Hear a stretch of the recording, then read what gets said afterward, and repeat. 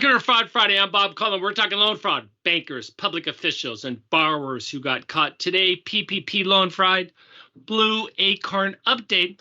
And I want to go into a little bit more behind PPP loan fraud.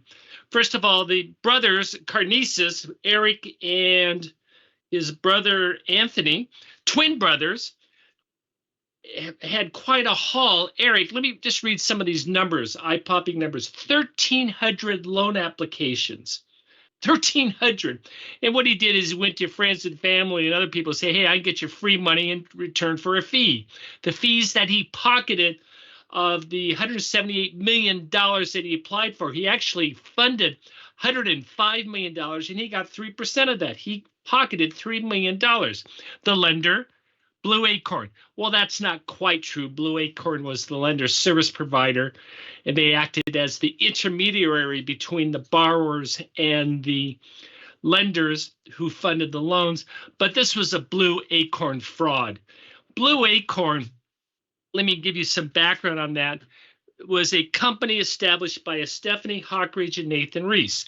They've been indicted, not for the fraud in Blueacorn, that may be down the line, but for the personal PPP fraud that they did, that they received personally. And so they're scheduled to go to trial in August. I'm sure that will be delayed, but that is the fraud. And their fraud was amazing. They received more than $1 billion in processing fees from the SBA. Nathan Reese was in Hockridge, quote, allegedly exploited the program for personal gain. I mean, talking about stolen valor, and one of them, he bragged of being a veteran, and he was not. And they did the usual fraud, which is they faked the tax returns, they faked the payroll tax returns, and they faked all of this. Blueacorn, according to the Senate report, only spent about 1% on fraud mitigation. They prioritized the larger loans.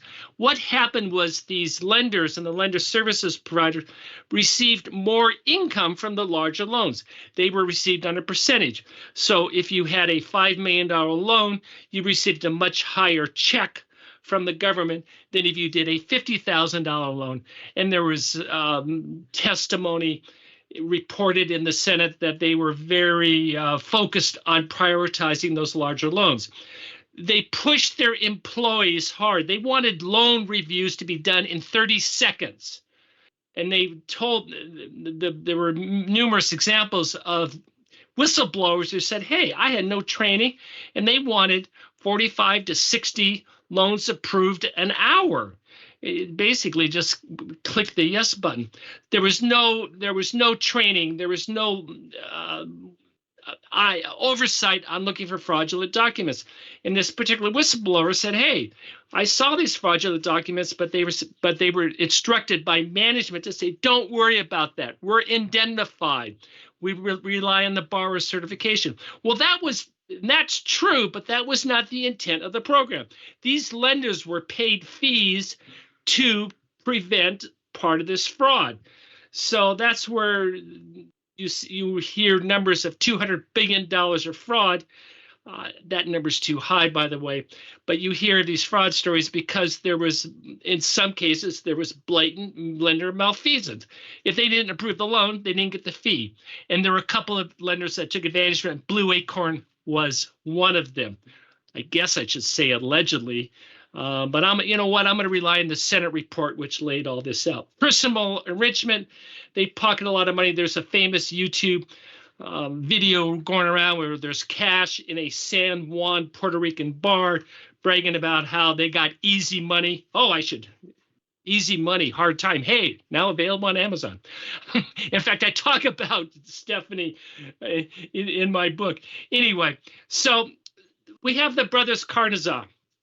And they found that the more they could pump into the system, the more they would get paid. And the illegality of this was blatant. He received, what he was indicted for, by the way, Eric, was for personal PPP loans. Now, so I want to be clear about this. The feds have not yet indicted Blueacorn and the management of Blue Acorn for how they ran that operation. They're going after these people for the fraud that they did on getting their own PPP loans. Ari has pled guilty. Was one of his frauds. The SBA said very clearly that this was for employment retention. We want to give small businesses money to keep their employees hired so they don't fire them. And remember, back in that time, there were 2 or 3 weeks where we were looking at entering a depression. We tend to gloss that over, but these were very difficult times. And they said, look, we're going to allow these Main Street entrepreneurs to keep their people as long as up to $100,000. We're not going to cover the payroll for someone making over 100,000, but they'll cover it up to $100,000. So these fraudsters took that as the standard. He submitted a Schedule C just in the name of Eric Carnesis, assumingly for consulting, with $100,000 in net income with no expenses. Well, I know of no entrepreneur who will file a $100,000 Schedule C with a showing absolutely no expenses. That screams fraud. And you see in reports the magic number is $20,800. And the reason why we get that magic number is PPP covered 2.5 times of the monthly payroll. So and to be fair, they said, hey, if you're a sole proprietor, you need to have this. Really, if you're a small business person, so 2.5, so 100,000 is about $8,300 a month. You multiply that by 2.5 times, and you come up with that magic $20,833 number. Hey, look what he spent the money on. And again, this was supposed to go for employees, but no, we had to get a watch from the watch closet for $36,000. We got a nice truck camper for $28,000, a golf cart for $22,000. I didn't know they'd go for that much. I love this one. A 2021 Bobcat compact track loader, excuse me, for $70,000. Now, liquidators love that stuff because they can get high value for that. And he bought a residence in San Diego for $2.6 million. Now, as an aside, I just checked the Zillow. They call it a Zestimate. It is appreciated in value in the 4 years. He bought this in 2021, almost $2 million, up to $3.5 million. Well, he's going to lose all that, and for that type of fraud, he is facing significant jail time.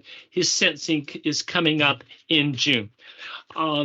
So I am glad to see, and this doesn't get reported on a lot. The feds are going after these people, and every day we're seeing more and more of this stuff, and kudos to them. And they're getting recoveries. So when you hear this $200 billion bandied around, as I said, I believe that number is too high, but there are recoveries and people are going to jail. The Blue Acorn is definitely a stain on the program, and it detracts from all the good of the program did. But it's an ongoing story, and we will continue to cover it. Hey, thank you for joining me today for Fraud Friday, so you can stop criminals from stealing from you.